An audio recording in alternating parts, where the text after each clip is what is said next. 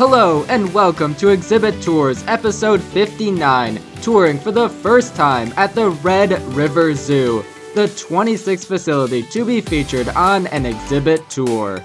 Located in Fargo, North Dakota, the zoo's original 8 acres opened in 1999, making this one of the newer AZA zoos. Today, the Red River Zoo covers 33 acres, split into North American and Asian halves.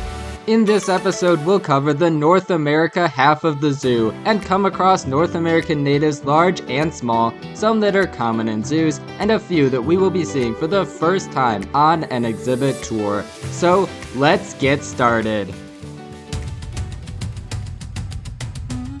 Turning right from the entrance, the North America half of the zoo begins rather modest, with a simple but modern habitat for North American porcupines that was constructed in 2018, improving upon their old enclosure by tripling their space, offering grass to walk on, and more climbing opportunities.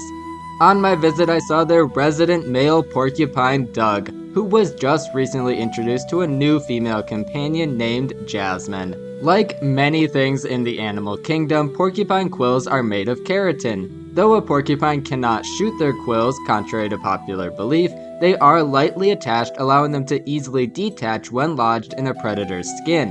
The quills are also barbed, making them difficult and painful to remove for the predator, while the porcupine is able to grow new quills to replace the ones that were lost in defense. Interestingly, the quills are coated in antibodies, which are theorized to be for the porcupine's own protection in case they accidentally stab themselves. Opposite the porcupines is a set of inconspicuous doors that lead into an enclosed viewing area, with several smaller viewing windows that I believe are meant to appear as though you are looking through the side of a riverbank, which makes sense for viewing North American river otters. More specifically, the Red River Zoo is home to Butler and Annabelle, one of whom I caught struggling and failing to fight off the midday sleepies. As you could surmise from their name, river otters are built for life in, well, rivers. They have what is known as a fusiform body, a streamlined body type designed to reduce drag while swimming. In addition, while underwater, otters can close their ears and nostrils and have a clear third eyelid that allows them to see clearly, all of which allows them to dive up to 60 feet deep and stay underwater for 8 minutes at a time.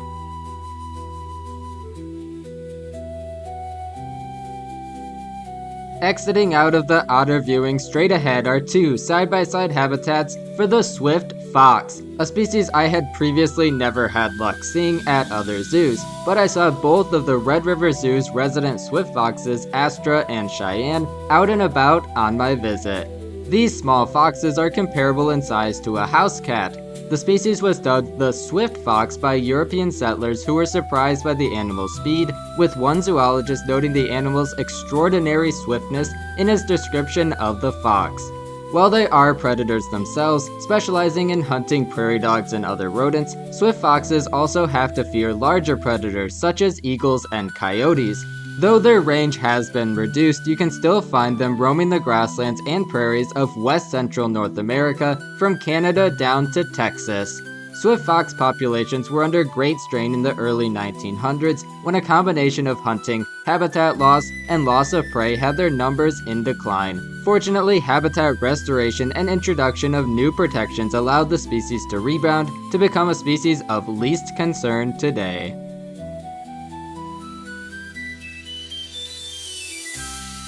Taking the side path that is just to the right of the foxes is your portal to the zoo's most recent big project. Pride of the Prairie opened on June 1st, 2023, and was modeled after the ecosystems of Wind Cave National Park in South Dakota.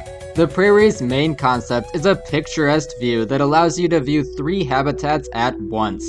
In the background roam American bison. I saw them in the back bison pasture. Apparently the bison are let into the front pasture in the summer once the grass has had time to grow in for the season.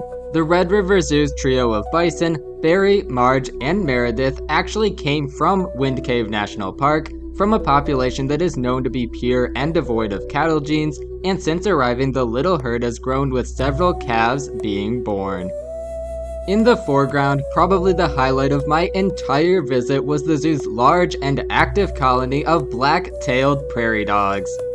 Prairie dog colonies or towns, which may have thousands of members, are composed of smaller family groups called coteries that are usually made up of a male, several females, and their offspring. Prairie dogs are generally more tolerant of individuals from nearby coteries crossing into their territory, likely because they are often close kin, as opposed to individuals from farther away in the colony. Far-wandering individuals are more likely to be met with aggression, similar to what I witnessed here.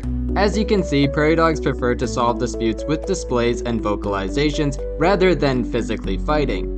In order to determine whether another individual is friend or foe, two prairie dogs will perform a greeting that looks like a kiss. This behavior allows them to identify family members from prairie dogs from other coteries. Prairie dog communication is very complex. For example, their famous alarm calls don't just alert that there is danger nearby, but can provide subtle details, such as what color shirt an approaching person is wearing. Furthermore, scientists have determined that different colonies can have their own regional dialects, meaning two prairie dogs of the same species from different colonies may actually have a difficult time understanding each other at first. The prairie dog and bison viewing continues inside, accompanied by signage and a TV that share relevant conservation messages. But what you don't want to miss in here is Logan, the endangered black-footed ferret, who the zoo helps you out with finding, since as a nocturnal species he does spend most of the day sleeping.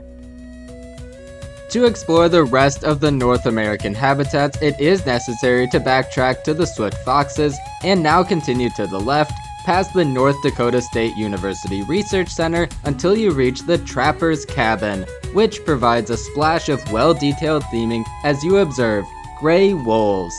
The zoo's current pack arrived from the Lee G. Simmons Conservation Park as 11-week-old pups in 2015. At least as of 2022, the younger wolves, who are now 10 years old themselves, still lived with an older female, Ella, who was the last surviving member of the zoo's original wolf pack that arrived in 2008 when this habitat first opened. Speaking of the habitat, you can view it again outside the cabin from an elevated platform that overlooks the left portion of the exhibit. Gray wolves are the largest canines in the world, with the largest recorded gray wolf weighing over 220 pounds. As large carnivores, they can devour 30 pounds of meat in a single sitting, which is necessary since wolves sometimes go weeks between meals when food is scarce. Though human activity has greatly decreased their range, they are still a widespread species being found across North America, Europe, Asia, and the Middle East. Wolf packs have a huge impact on the world around them. For example, when wolves were reintroduced to Yellowstone, an incredible cascade of events unfolded. Large herbivores that the wolves preyed on had to be more careful about wandering into certain areas, which allowed the vegetation that the herbivores had overfed on in those areas to rebound, shoring up riverbanks to prevent flooding, and inviting the return of insects and birds that depended on the vegetation for habitat.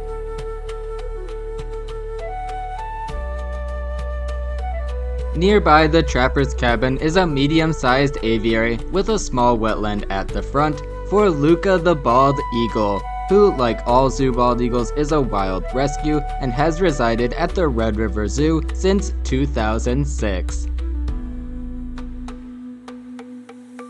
Between the eagle aviary and the next habitat is an element of the zoo's North America half that should not be overlooked. A native wetland that was empty on my early March visit, but at other times of the year is a great opportunity to spot native birds, frogs, and other possible visitors, with accompanying signage that teaches about the importance of wetlands and gives a heads up on which wildlife to look out for. At the end of the wetland is a smaller aviary, this one for ravens. Ravens are among the most intelligent animals, ranking up with the likes of great apes and dolphins. These iconic black birds appear in many different mythologies, including Greek, Norse, Chinese, and Native American. In Norse mythology, the god Odin has two ravens named Hugin and Munin, who report to him on the happenings of the world. A group of ravens can go by many different names, including a rave, a conspiracy, or an unkindness. Right by the ravens is a larger open pasture with a pond at the front that, on my visit, held a single white-tailed deer and had signage that taught about the difference between horns and antlers. However, this habitat has since jumped ship from the North American to the Asian half of the zoo with the arrival of Victor and Virgil, two Przewalski's horses, who I am quite familiar with since they did come from the Dakota Zoo.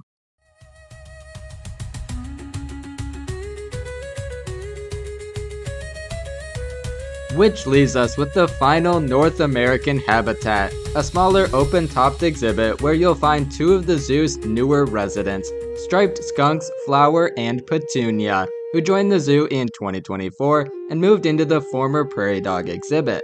The first thing that comes to mind when you think of skunks is almost always their unique defense.